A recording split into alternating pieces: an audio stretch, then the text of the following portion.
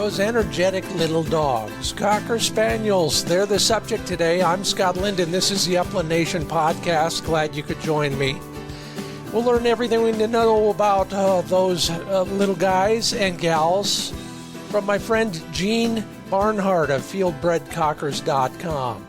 He's a guide, a handler, a trainer, a breeder. I've worked with him on my television show. This guy has Cocker Spaniels dialed in. If you're thinking about one or you have one, I'm sure he'll have an insight for you, so stick around for that.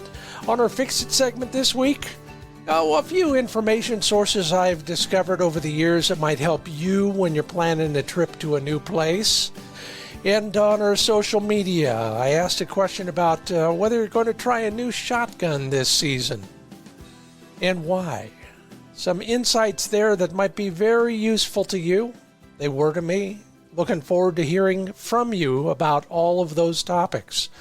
All made possible by Mid-Valley Clays and Shooting School, TrulockChokes tubes, Purina Pro Plan Sport dog food, Sage and Breaker gun care products, RuffLand dog kennels, pointer shotguns, and HiViz sights. See what you've been missing.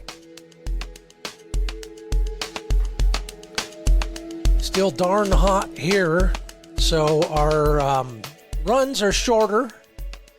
Even with all the water I'm packing, it's still pretty tough. And, you know, Flick is at least smart enough to realize that when it gets too hot for him, he'll just hunker down in the shade, even if it's just a sagebrush on the way back to the place.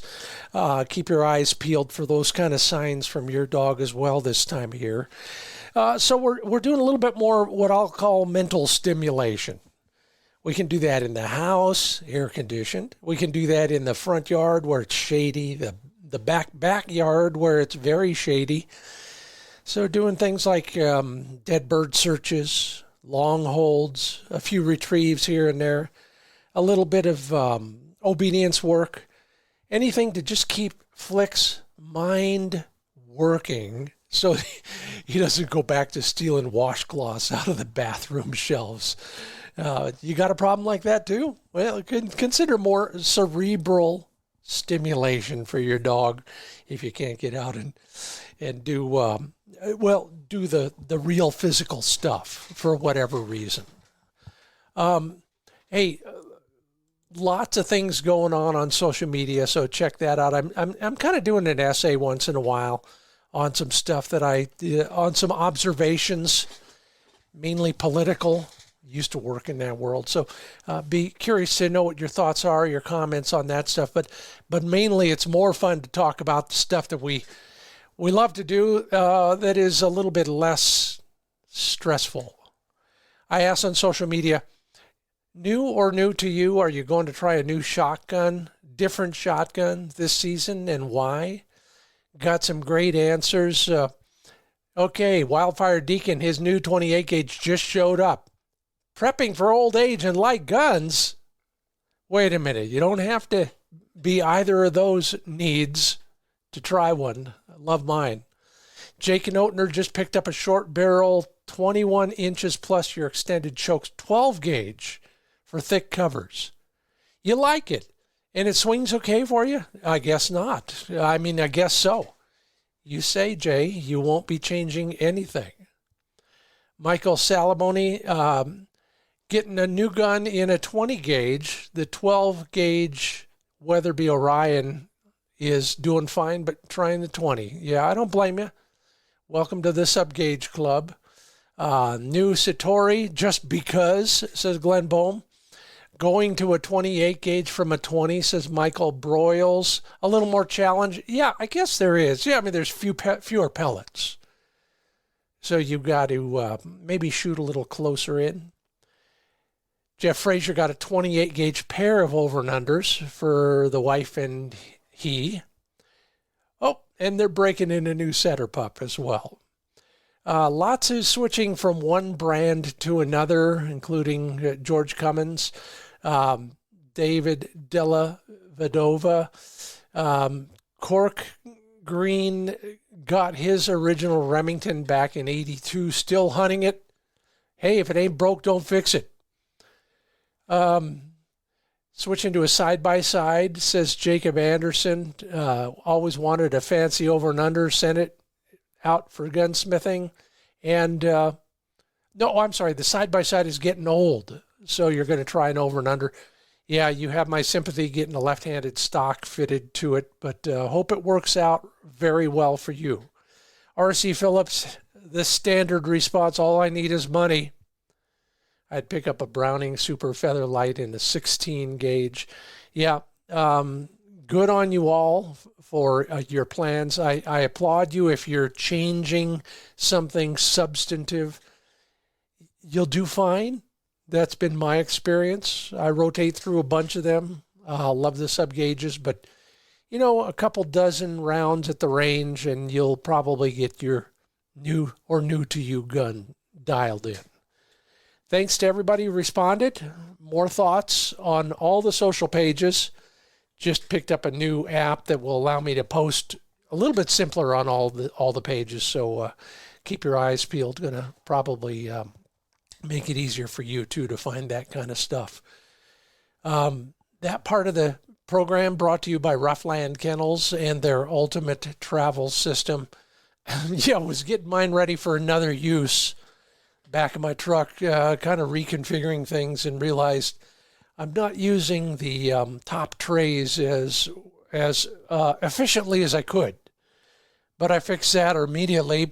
Started putting some of my dog training gear up there. This is a tray that will mount on top of your kennel. How convenient can you get? They even have a version that has water storage in it. So take a look at the catalog, if you will, at RuffLandKennels.com. All their, stuff besides the kennels, but the best designed and proven kennel crates I've ever seen. I use them. Flick loves them. They've got a little bit of everything out there, including a whole bunch of cool colors, if that's your kind of thing. Check them out at RuffLandKennels.com. And PointerShotguns.com is where you check out the new FT12 semi-auto. Talked a moment ago about switching guns. Several of you were mentioning semis. I'll be doing a video and a report, kind of an unboxing, if you will, soon on that. But in the meanwhile, there are some distinct advantages to a semi-automatic, depending on what you're looking for, where you are in your hunting career. They are definitely worth a look. I'm impressed. They, of course, come in many of the same configurations, colors from case coloring to Cerakoting, sub gauges for all of the other pointer guns, always in stock at dealers including Bass Pro, Sportsman's Warehouse, Cabela's, and Turner's Outdoorsman, as well as a whole bunch of independent retailers. Check your nearby retailer for their current inventory and check out the entire catalog, literally and figuratively, at PointerShotguns.com.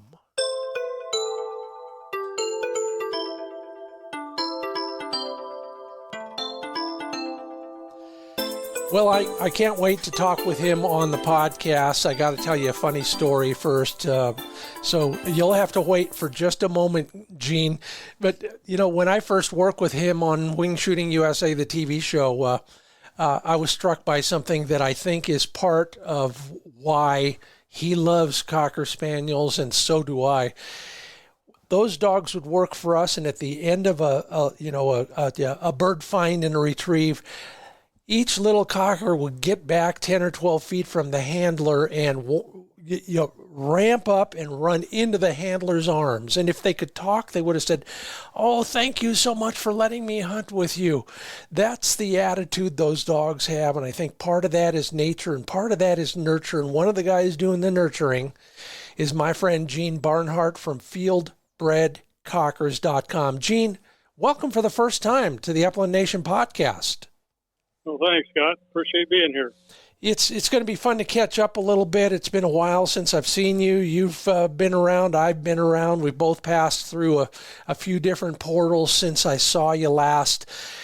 Tell me a little bit about your background and where you are now and what you're doing there. Well, I've trained dogs my whole life. was in the pointers for a lot of years. Did some horseback field trials. Ended up doing some guiding at some of the local lodges over in Oregon. And right now, my wife and I have field-bred cockers. We breed and raise, train cockers here, and enjoying life. How could you not, with Cocker Spaniels all over the place? Oh yeah, they love people. They're so merry. You know, you're in a bad mood, they'll turn it around for you. You know, it's funny. You just used the word that I've used way too often, and that is merry. They are just jovial little dogs, aren't they? You know, they're always smiling, always wagging their tail. I've never seen a cocker that wasn't wagging his tail. If they're not wagging their tail, they must be sick. Well, there you go, and it's absolutely true. And thank goodness you guys are cropping their tails a little longer now, so we can tell from a distance when they're happy. Yeah. We remove a third. Some people don't remove any, but I think they should be cropped a little bit. That's just my opinion. Yeah, we won't. That's a rabbit hole we won't go down, because we'd be here for another 2 weeks talking about tail length. That's for sure. Well, what is it about Cocker Spaniels that you find so attractive? What keeps you going every morning when you're up there, especially on a hot day like today, working with these dogs early in the morning? Well, you know, they're number one, they're people dogs. Yeah. So when I get up, we've got 3 of them in the house with us, and you don't just, I mean, they demand attention. They got a lot of drive and a lot of go and a great attitude. So, you know, you get a cup of coffee and load up and go. And the nice thing about these dogs is they're small. They make great house dogs, and their prey drive is unbelievable. And they also love water. So they're pretty much all around with bird dogs. Yeah. And then breeding these dogs, so many things get pronounced, like the range they run at. They pretty much stay in. I mean, from the beginning, they don't run out of gun range. To tell you the truth, all this is born into them, and it's just a joy to get them working. You know, because you're a breeder as well as a trainer, you've seen how this can affect a dog's range. And we're going to talk more about range and quartering and that sort of thing as we get into this. But is that on your kind of your wish list when you're bringing a new dog into the breeding program? Do you look at all of those things? And what else does a cocker breeder look for? Well, intelligence. Yeah. And they want to please. You got to have that want to please them. And then we look for speed. You know, I want them to cover the ground fast. You don't want one you got to keep booting. You know, you want him to cover the ground, and the prey drive, retrieving ability, marking ability, that they love water. All of these things are part of breeding. And if it's not in them, like any dog, any breed of dog, you can't put it in them. It comes from mom, dad. And, so as a breeder, you need to be aware of what you're looking for, what you want. And it's a pretty important thing. These little guys, like I said, we have a lot of people that take these little guys out and do duck and goose hunting with them. Oh, yeah. Yeah. Oh, yeah. I'd love to see a Cocker Spaniel retrieve a good-sized Canada goose on a field. Well, the bigger ones are going to drag them, but I mean, you get they'll do what they have to do. You get some of the lesser ones, and they'll pack them. But, I love it. Yeah. Well, you know, you mentioned in your website that you when you're creating a breeding program, a strategy, you're using some imports, you're using some of your own dogs, and then maybe a few others. The aspect of bringing in dogs from another country, you know, I don't want to go into the mechanics of that, but what is the advantage to bringing in fresh DNA from another country? Well, you know, a lot of people look up to that for whatever reason, but over in UK and those areas, shock collars are outlawed. Uh-huh. So these dogs have to be bred to be biddable, and that's a big thing. When you get them over here, and there's a lot of field trial people. I mean, these dogs were all field trialed over there. I mean, it's a great big deal. Then they're very popular in that area. So that's where the main blood comes from, and then we get them over here and we set up our breeding programs mainly off of those dogs. Yeah. Occasionally, people will bring them in again when they get some available over there. But the biddability of those animals are really, really special. Is that one of their advantages in the field as well? You know, I used to joke about it, and then I got tired of telling the same joke all the time. It always worked, and that is, you know, if I was living in pheasant country, I'd own nothing but Labrador Retrievers because, you know, it's thick, it's hard to penetrate. A pointing dog will just go nuts. And then I started hunting with cockers every once in a while. I realized, no, I think that's what I'd own if I lived in South Dakota. They do have some distinct advantages in the field, don't they? They do. They're small. They can get underneath the cover, and the prey drive in them. They're not going to stop. They get in and get it done. The one thing that I've noticed, probably a disadvantage, is their size. You get some of them that are pretty small, and they have to work. They have to work hard to get through that stuff, and that's a little bit of a disadvantage. But they can go places other dogs can't. Yeah.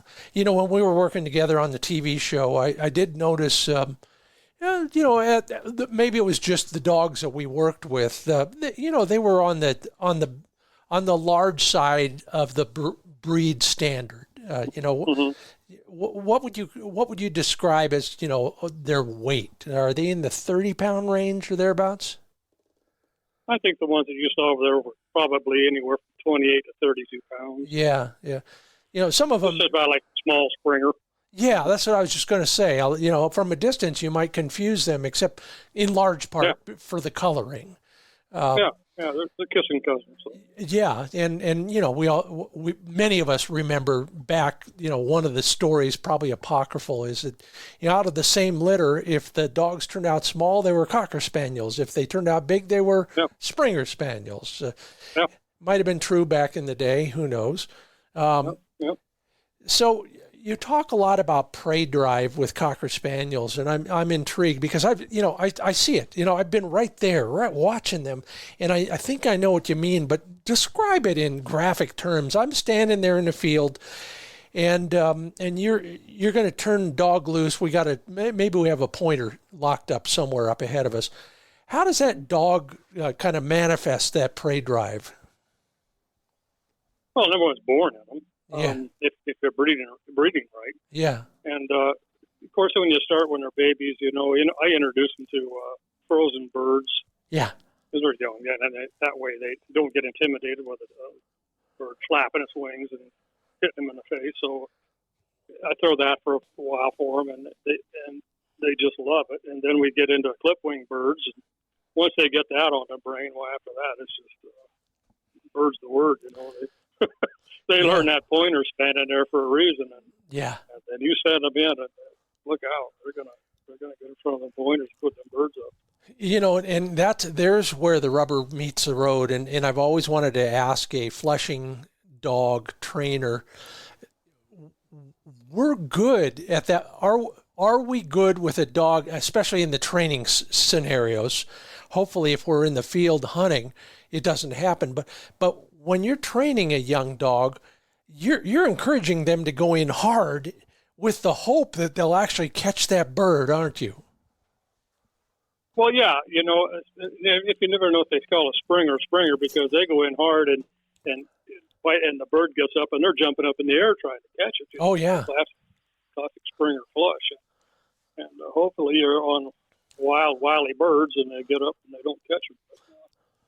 And then you get them above the skyline to get your shot.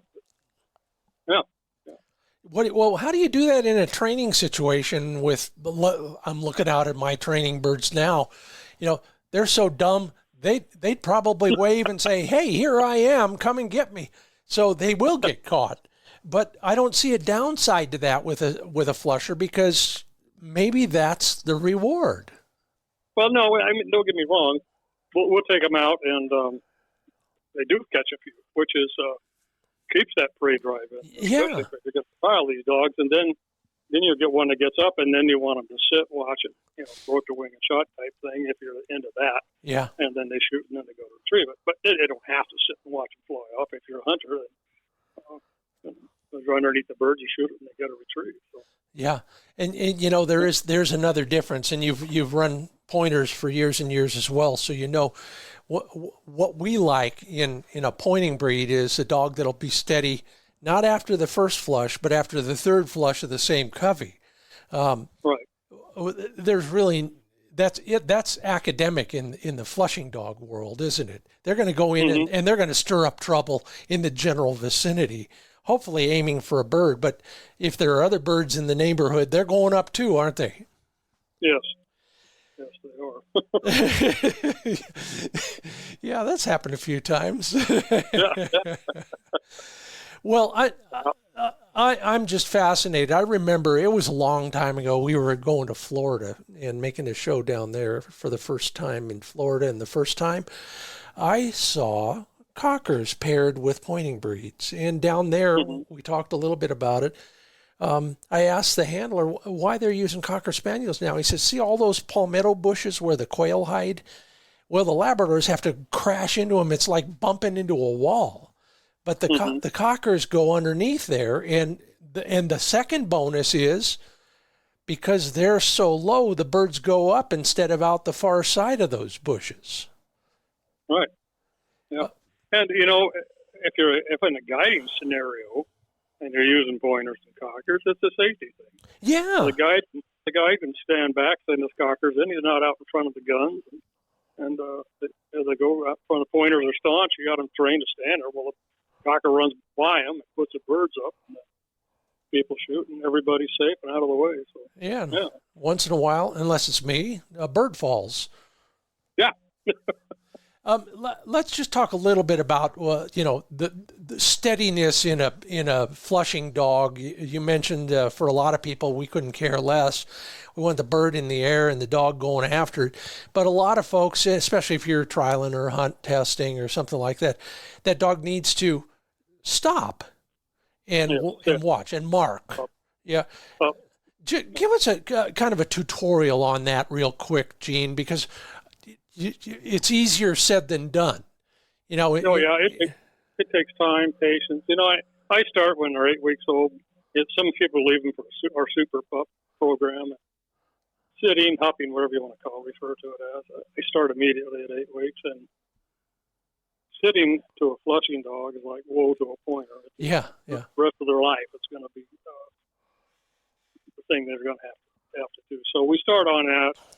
And then we go and we'll take them as they get older. You know, you can't do it at 8 weeks, but as they progress and time, we'll start throwing bumpers. I'll have them on a check cord, and we'll throw and tell them to sit up. And you add the whistle, hand signals, all these things. It takes a lot of patience and a lot of things going up in the air to get them to sit and mark. And then once they do it, you can release them. I don't give them every retrieve. We just give them a few every now and then. It helps keep them steady. And we go on into birds. I'll take clip wings. I'll call it yard work. And, we'll take and say I got an arena and the pups running around there. Then I'll hit the whistle. I get them to stop the whistle and they're right away from me. And the next thing is, like I said, we throw bumpers. Then that's easy. But now we got a live bird, and I'll throw a clip wing up and hit the whistle. And the object is for them to sit and watch, and then just progresses from there out to the field. And like you say, you have to have good birds that'll get up, hopefully. If they don't, they catch them and bring them back, and then you're going to get one that flushes. And use check cord, and we reinforce the sit. And just it's just a repetitious thing. It just takes time, patience. It's not something everybody can or wants to do, but you end up with a dog that'll sit there on the flush and the mark and wait till you send them. You know, they're so short to begin with. I've hunted with some Labradors even that they sit even before the pointers are locked up, and they'll hop up on their rear legs so they can see over all the brush to see where the bird might be to start the process. And with a cocker, of course, being so short, anything you can do to help them mark a falling bird, like sitting still and watching, probably helps. Sure. And that's where, then and later on you get into hand signals for blind retrieves. Yeah. Because, when they're getting some tall cover, even standing on hind legs, they can't see. No. You get them out there, and you're going to have to help them. So we get into hand signals. Yeah, I way back, 2 TV series before I did Wingshooting USA, we put a camera on my pointing dogs once in a while. And even at, a 55, 60-pound wire hair, they can't see above most of the brush that they're actually hunting in. So, a little dog even more so. Right. And, it's funny because I've had a few dogs in my lifetime that I have no idea how they do it, but you'll get a wounded bird out there 100, 150, 200 yards. And like I say, they can't see it go down, but they know the general direction. And by God, without any human help, they come back with them. And time and time again. And they're rare dogs. Not all of them do it, but boy, you sure respect them. Oh boy, I'll never forget. I missed a valley quail in a little creek bottom. Thank you, Henry Krebs, for hosting us there, and thank you, Mark Avolio, for taking me there. We thought I missed, so we just hunted on, kept going upstream, and then I couldn't find my dog. And pretty soon I turn around, and there he is with a bird in his mouth. There is a sixth sense. These dogs know it. I don't know if they smell it, or they see something we don't see, or they just have a lot of faith in our shooting. But it works. That baffles me. Yeah, that's for sure. We got another half of the podcast still coming up with Gene Barnhardt of fieldbredcockers.com. Lots to talk about. I want to talk about kind of conditioning in warmer weather.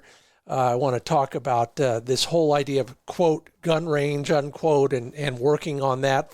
Whether it's somebody's got a new Labrador or a Springer, it doesn't matter. And a few other things along those lines. And, of course, we also have the Fix It segment after Gene parts ways with us, and I'm going to talk about some interesting unsung data sources for your next public access road trip. So that's all coming up after the break. Gene, I'll be right back to you after these words from Pro Plan Sport Dog Food. I feed it. I love what it does for Flick because it does the things that a hard-working dog needs. It helps them with their VO2 max so they have greater endurance when they're working in the field. It also has the amino acids that nourish their muscles and include the critical time after exercise to promote recovery for the next day and the next day and the next day. And you know what that means. It's important to your dog. It's important to you. You don't want your dog kind of giving up on day 2 of a 4-day hunt, for example. 100% complete and balanced nutrition. Learn more about all the formulations and the science behind the nutrition at ProPlansport.com. Just talked with my friend Fred Bohm, the founder and owner of SageAndBreaker.com. Lots of great new products on the agenda right about now. The new beautifully crafted choke tube cases are available. Take a look at them at SageAndBreaker.com. And soon, shotgun shell cases will be coming down the pipeline. If you want to know when they come in and when you can order them, get on their mailing list. Go to SageAndBreaker.com. It's pretty easy to do. You'll get all sorts of other helpful tips as well from Fred and his team. Plus, you'll get first notice of all the new products and all the sporadic, very, very infrequent sales. Get them before everybody else does at SageAndBreaker.com.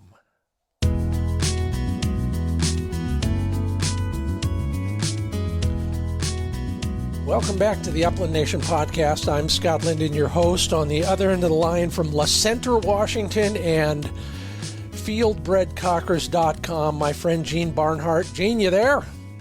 I'm here. Good.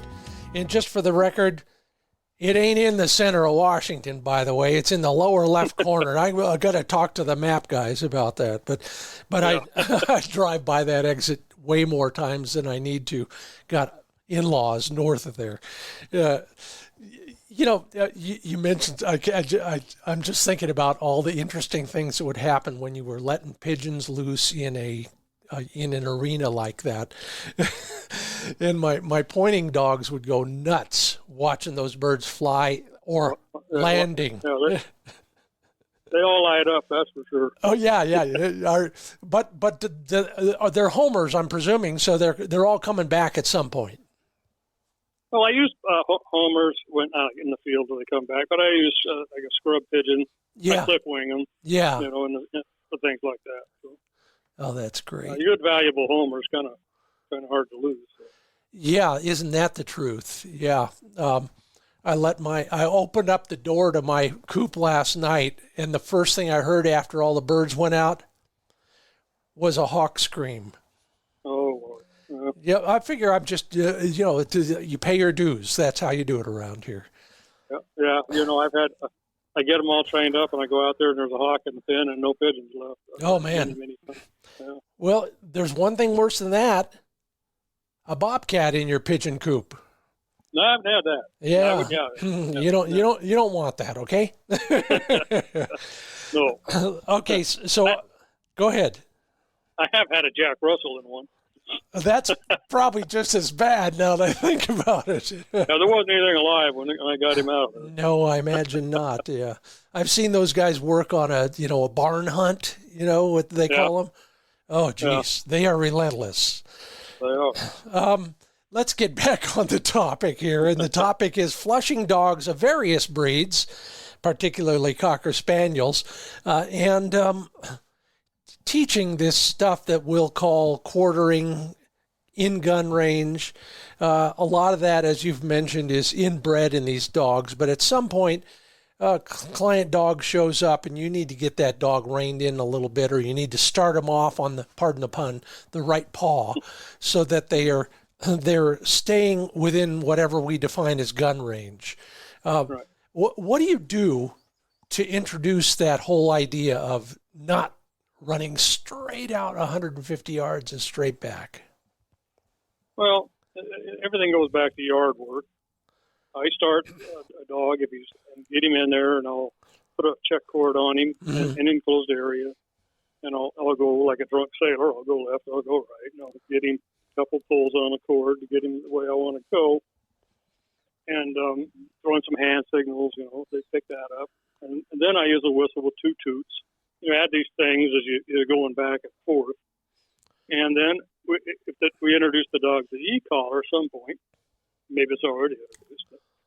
I use 2 taps. What I do is I use the tone. Mine has a tone. Yeah. 2 taps on a tone and 2 taps on a 1 every time I want to turn the dog. Okay. Each direction. So eventually what I do is I drop the 1. It's just the tone, drop the cord, and I get him to where I walk along. I hit the whistle twice, 2 taps on the tone on the collar, and a hand signal to the right. He goes to the right. They pick this up pretty quickly. Yeah. And then I'll bring him in as a recall, make him sit, or go to heel, cast him off again. To where it's to the point where eventually they will go just off your body. I mean, if the dog's out there running and you turn your body to the right, the dog will go to the right. I've got several of the cockers. They're bred them. When they go by, they look at you and they keep going. And they look at you and they keep going to the right. I got one that'll literally, it goes like a windshield wiper out there about 35, 40 yards. And if I stop and talk to somebody, he won't go forward. He goes back and forth and keeps looking at me. And we start walking, and he marches out forward, stays right there. Yeah. It's like he's on a lead, Yeah, so it's repetition. Nothing's easy. Once you think you got it, you got to do it some more. And that's how I do it.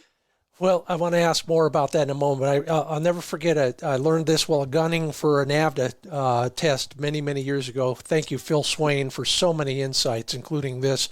You talked about, I'll just face the other way and walk there, and they'll watch. Phil reminded me, or taught me, that dogs look for the brightest thing they can see, and it's your face.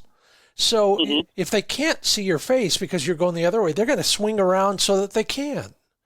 And like you said, they're always looking out of the corner of their eye or more overtly. And so that body language becomes a real important part of all this. Well, it's just a wonderful thing. You're not out there hollering or whistling or anything. Yeah. You're just turning your body. They respond. It's like people go, wow. Yeah. Yeah. And then these cockers have what they call, they look in your eyes. I mean, it's a cocker stare, they call it. Born. And so that really helps. Oh, I believe it. I believe it. Yeah. At some point, some of the old school trainers used to recommend, well, I get a couple assistants and they have a bag full of birds and they're out 20 yards on the right and 20 yards on the left, and they'll get ahead of us and they'll just drop a bird down every once in a while. And the dog learns, well, all I have to do is go to this spot about this far away from the handler and, hey, there's a bird. I don't need to go farther than that. You ever use birds that way? Not with helpers, with me. With yourself. Yeah. I'm a poor trainer. Hey, I'm nodding with you. Yeah, you can't hear that, but yeah. Yeah, I'll toss birds left and right, and when I plant them, we go on short jaunts. There's always a bird within so many yards. So, yeah. Yeah, they learn that, and they don't have to go like a big going pointer and run out there 2 miles. Yeah.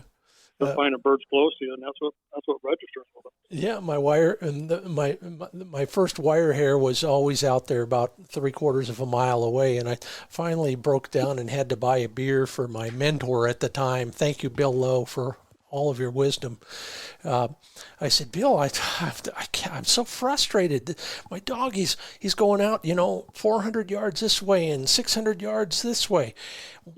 What can I do? He says, why do you need to do anything? First off, he's a pointer. Second off, there's no birds between you and there. That's why he's out there. Yep. And you could take that lesson to any breed for any style, and you've just described it as well. It's, where the dog learns the birds are. Well, it's something with these dogs is you're teaching them something, whether it's right or wrong, every time you do something. Yeah, yeah. That's one of the problems people have. Is, like you want them to run in the brush. You want them to hunt brush hard. Well, they're not going to run in the brush for no reason. Yeah. You toss some birds in there, right? And once they find birds in the brush, they go in the brush. What a concept. Well, that's a good lead into, the next question, which is the greatest hits and misses that owners and handlers make when they're training. We got these energetic little dogs that will virtually do anything for us. They would walk on broken glass if they knew there were birds beyond it. What are some of the things you see, whether it's somebody buys a pup from you, takes it home, and calls you another month or 12 months later and says, listen, I got this real problem. Or it's people who know better, bring their dog into you for training. What are the things you have to fix most of the time? Well, with pointers, they teach them to sit, and I try to teach them to whoa, and I always sit. So I got to get them past that. Yeah. People with the cockers or labs or any of them, when they start, they throw things for them to retrieve. Well, these puppies grab it and run off, go bury it, whatever, it's theirs. And they do that enough, that's what they've taught them. So now they want to go train the dog to retrieve. What they do is pick it up and run off. Here again, you need to cut the problems off before you create them, because problems take a long time to fix. Yeah. If you take a puppy in a hallway of your house, close all the doors, toss something for him, and he's got nowhere to go but back to you, that's what they're learning. They're self-teaching themselves. I've got a thing set up in the arena on the outside wall. It's probably 8 feet wide, and I got a rail that runs probably 50 feet, and that's where I train the dog to retrieve. I don't let them go randomly and just if I do, they're on a checkerboard. I have to everything in that time in the frame of the dog should be controlled. Yeah. If he just picks it up, runs off, and does it several times, that's what he's going to do. That's what you're teaching. So.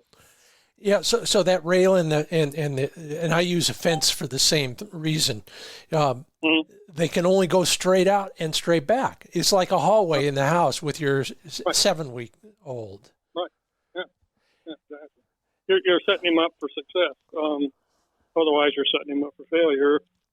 And like any kind of bad habit you teach the dog, whether you know you're doing it or not, he's got it. It's going to take a long time to get it moved. Well, I know cockers are, they're special in many ways. You can't argue that. You would never do that.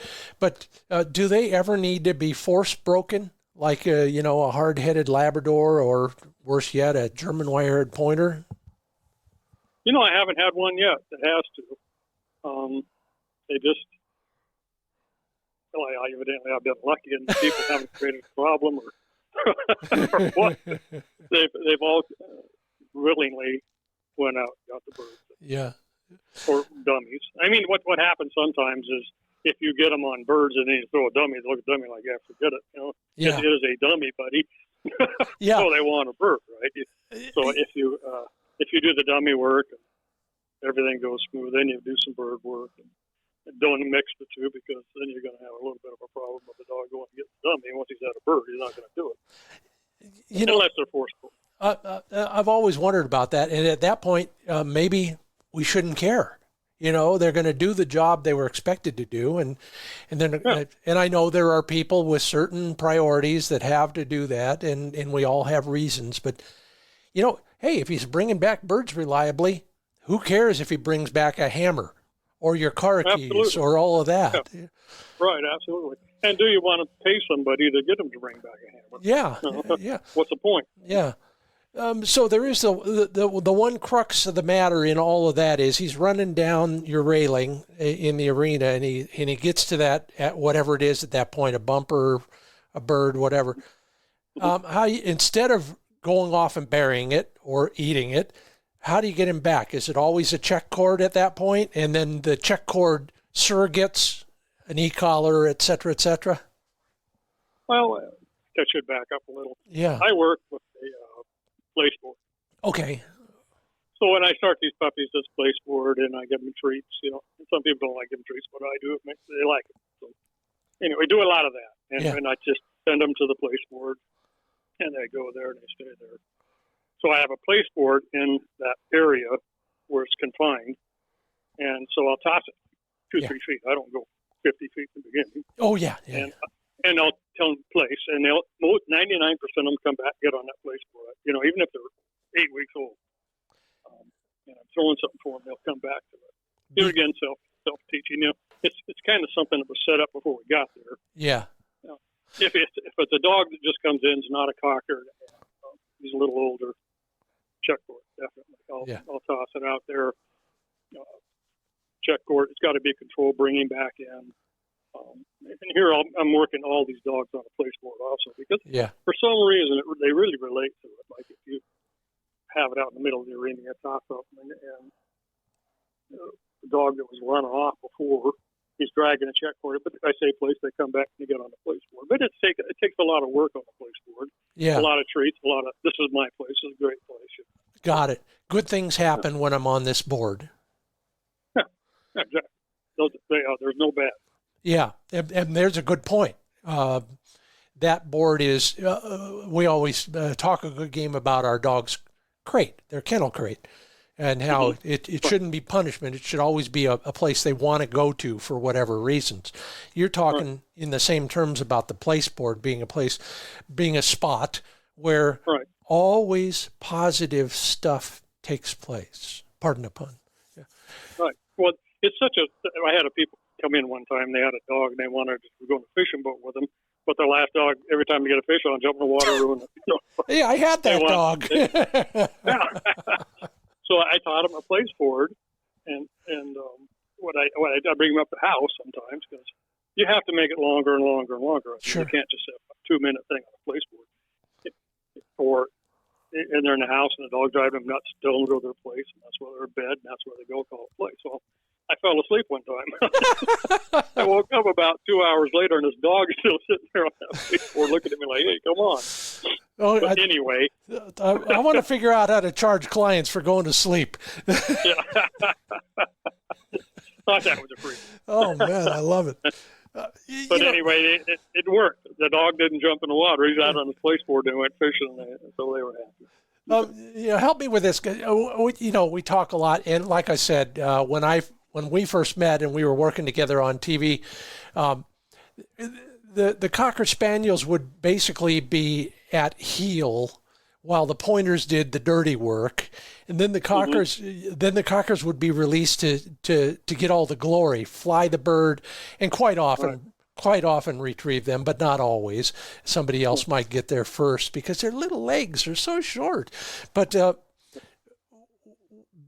other way to use a Cocker Spaniel is without any other breeds of dogs. This is a little dog running around. We talked about quartering and staying in range and all this. As hunters who maybe don't have a lot of experience working with a dog in that way, the English probably have a special name for that. But what are things that we need to be cognizant of when we're hunting with our friend who just got his well-trained Cocker Spaniel from fieldbredcockers.com? What do we do differently than if we were working with pointers? Well, I had speaking of young ones, we have like I call a super puppy program, and when they leave, you can hunt over them. Yeah. This one fella took the dog hunting at a reserve or someplace, and he had a couple of guys with him, and they went out. And some birds got up, not because of the cocker. The cocker was over to the right. The birds got left. He didn't even know they were there. Yeah. And the people flushed them, and they all emptied their guns. Well, that unnerved the cocker. That was one thing that didn't work out too well. But the thing you want to do is let the dog put the birds up, and then go ahead and kill them. Yeah. Yeah. And then you can, and when you're working like that, you can actually let the flushers run a little bigger to the left and the right because you spread out. Get your buddies out there. Yeah. You want the dog to actually go a little bit in front of them instead of just in front of you. So they kind of entice them over that way, and then they'll zigzag at a great big, covered more yards each left and right. Yeah. Yeah. You know, the one thing that the marked difference, of course, is when a pointing breed finds a bird, he stops and he points at it. And then we theoretically we have time to leisurely waltz up there, take a couple pictures, talk to the camera about how beautiful it looks, then step back and okay, Gene, send in that spaniel. But with just Cocker Spaniels on the ground, how do we know when we should start getting ready? Maybe get our gun at least closed up and standing by. Safety still on, of course. How does a Cocker Spaniel show that they're birdie? Well, if you can see them. Yeah. They just so ballistic. I mean, it's like supercharged. You know, they just the whole body language just gets them faster. They're just they don't go. They're not peeling off left and right. They're all of a sudden they're just all jacked up, and they're kind of going and following the bird. You know, trailing the bird. It's unmistakable. You'll know see it within seconds. Up goes the bird, and there you go. So if you're just not paying attention, you're talking to your buddy, you might not get a shot because there's no. They don't say, "Hey." Yeah. It's all body language, and they just pick up the pace at a. I mean, they're just like I don't know, having a convulsion or something. Yeah, yeah. And like I say, they're not going left and right like they were before, in this pattern. Now they're intense. They're trailing the bird. So it's really obvious if you can see it. Yeah, if you can see it, and you're absolutely right. Their head is a little lower. They're doing a little bit more, maybe ground scenting. That tail is going 1,000,000 miles an hour, and and they're more of a straight route than that back and forth pattern when they get on that. Yeah. Right. Another spaniel trainer I talked to a while back had a term for that. I wish I could remember what it was, but it was a great one. I'll call you back, Tim, and I'll find out. Anyway. When we are self-training our Cocker Spaniels, are there any things that we should do that we probably don't do as often, whether it's a retrieving drill or recall, or what is the one I guess I'll call it thing we most often don't stress enough? Well, say for instance you're retrieving a dog, especially a young dog. He brings it back. A lot of people reach out and take it from him.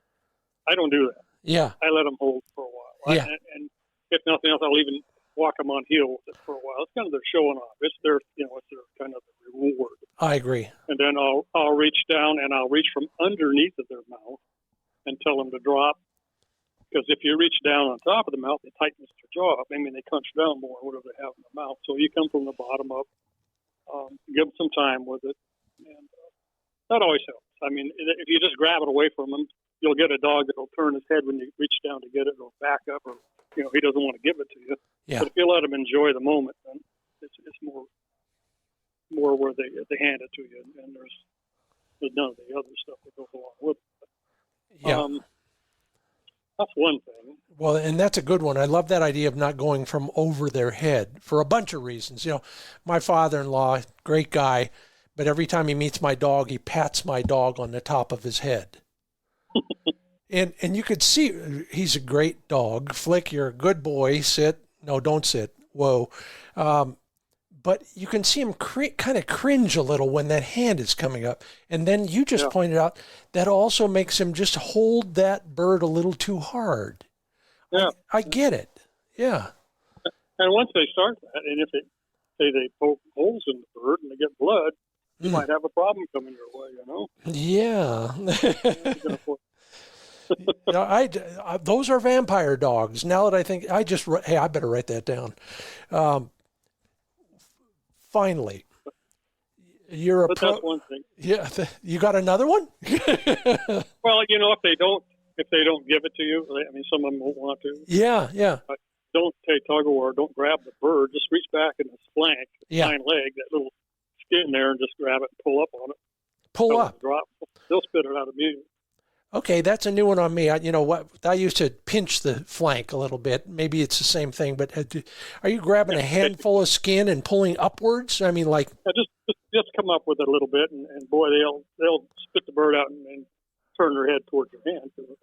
Duh. Yeah, I get pretty it. Soon, and put the drop command, or whatever command you want to use with it, and then after about 3 birds, all you got to do is say drop, and they spit it out. Oh, I get it, and I love that. And it doesn't hurt. It's just a little surprise. Yeah, it's like, what are you doing? And it breaks their train of thought, and up comes the bird. And problem solved. Yeah. If you grab it, play tug of war, you're going to have another problem you're making. Oh yeah. And you don't want to make problems. No, we got enough as it is, and that's before we talk about my shooting abilities. Gene Barnhardt, I want you to share with us, we've talked about check cords, we've talked about e-collars, talked about play sports. Is there anything else in the way of training or even hunting gear specific to a spaniel that you use that we might not have thought about? Well, I don't. I try to keep everything simple. Yeah. And I don't. I use a whistle. Yeah. I never use a whistle on a pointer, but Yeah. I do on these spaniels because I want them to sit to it. And an e-collar and on tone more than anything. Yeah. That's about all I use. When you get into heavy cover, a chest protector is fine. Even a brightly colored vest if you're hunting with people. That's it. And pack water. Yeah. All good things to have and useful in and of themselves, no matter the breed. Now that you mention it, do you use a whistle without a P in it for your spaniels, like all the English guys? Yes. Why do you think they do that, and why do you do it? You found an advantage to that? I do it because they did it. I don't know. Yeah. Well, I'll have to call somebody over there and ask them, I guess. Well, here's your chance to editorialize for 30 seconds. Gene Barnhardt, Cocker Spaniel trainer extraordinaire. If you're going to give advice to all the other spaniel owner/hunters out there, what's your parting wisdom for them? Well, I would say, I'm not saying to buy a dog for me, but make sure when you buy a puppy that you figure out what the parent's strong points are. You want to do a lot of retrieving duck work, stuff like that. Make sure the parents can pass that on. Or, whatever your thing is, it should be bred into the dog because you're not going to put it there. Yeah. Mom and dad have to do that. And when you go out to train, I've seen so many people, they're having a bad day. You might as well just go back in the house for a while because the dogs pick up on it and things aren't going to go well. And then you got a real problem. So put it off, try try it again later.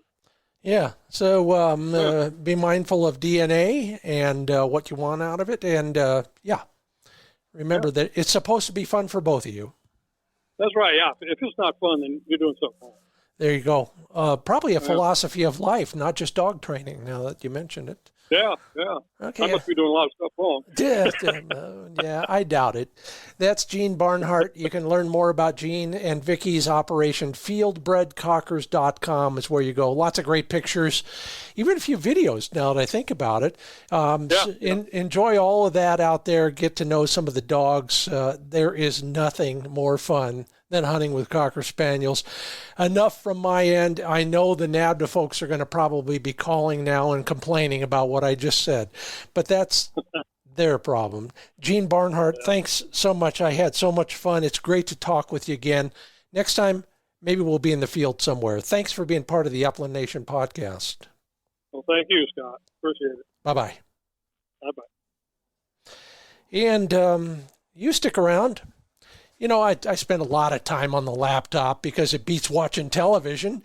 And two of the things that I learned there in terms of scouting for new public access or just going on a road trip and making sure you got all your ducks in a row and T's crossed and I's dotted. Is that right? Yeah. I'm going to talk about that in the Fix It segment after a word from TrulockChokes.com. You know, lots of talk earlier in the program about sub-gauge guns and how everybody's looking to, maybe experiment or maybe for whatever reason they have no choice. I got a friend who's got to shoot with one because of a shoulder surgery, for example. But if you're thinking about sub-gauges, think about sub-gauge choke tubes as well, because nothing will improve your shooting more than high-quality choke tubes, and TrulockChokes.com is where you find those. The tightest tolerances, built on state-of-the-art CNC equipment, highest quality American materials.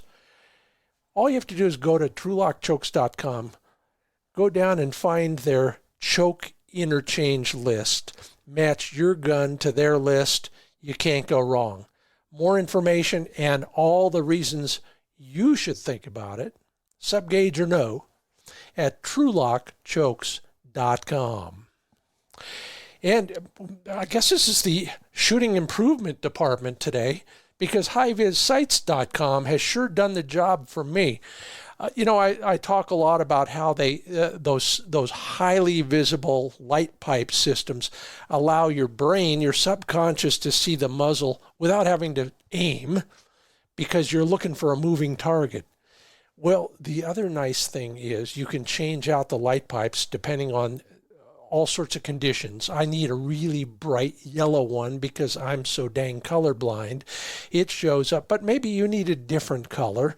And so you can switch the pipe colors out real easily. And you can mount these things most of the time by just sticking them on your gun barrel. They're magnetic mounts in most cases, real easy to do, real easy to put on, real easy to put off. Swap them from shotgun to shotgun. Learn more about how simple they are to install and how easy they are to change out. Go to HiVizSights.com.